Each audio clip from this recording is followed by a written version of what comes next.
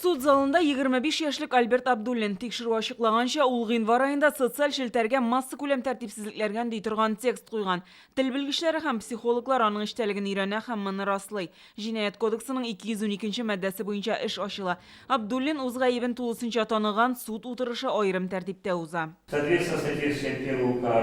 Суд гаепләнүченең үз гаебен тануын, үкенүен исәпкә алды. Аның 6 айга иреген чикләү турында карар кабул ителә. Абдуллин признан виновным в совершении преступления. Абдуллин җинаять кодексының 212 маддәсе буенча гаепле дип танылды. Аңа 6 айга иреген чикләү җәзасы бирелә. Өстәмә чикләүләр дә бар. Аңа күп кеше җыела торган чараларга бару тыела, айга бер мәртәбә җәзаларын үтәтү идарәсенә килеп күренергә тиеш, яшәү, уку, эш урынын алыштырырга һәм шәһәрдән читкә чыгарга ярамый.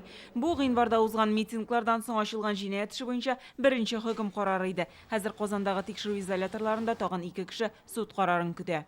Насмотрелся пропаганды со стороны определенных групп и начал вести себя так же. Тикшерүчеләр фикеренчә, 26 яшьлек Илнар Ефимов алдан планлаштырып телеграм-каналга 11 аудио язма куя. Тел белгечләре ачыклаганча, анда экстремизм билгеләре була. Җинаять кодексының 280 маддәсе буенча эш ачыла. Вообще желательно избегать подобных мероприятий. Сине тоткарлау мөмкинлеге булган әлеге акциялардан ераграк торырга кирәк, чөнки мондый чараларның оештыручылары гадәттә чит илдә, алар кешеләрне шулай файдалана гына. Шул ук маддә буенча 25 яшьлек Камила Хайбуллина да тикшерү изоляторында хөкем карарын көтеп утыра.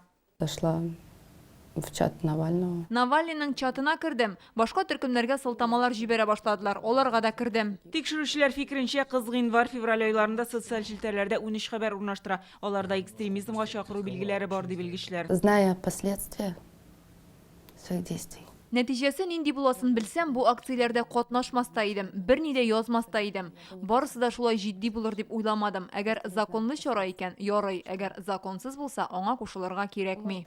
Бу эшләр буенча суд тикшерү төгәлләнгәннән соң булачак. Илнар Ефимов һәм Камила Хайбуллинага мәҗбүри эшләр билгеләргә яки аларны 5 елга кадәр иректән мәхрүм итәргә мөмкиннәр. Гөлназ Сайфетдинова, Игорь Романов, Андрей Мохов, Яңа гасыр каналы.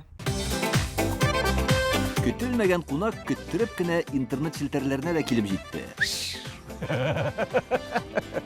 Хәзер бу фильмның барлык серияларын ТНВ.ру сайтында карап була.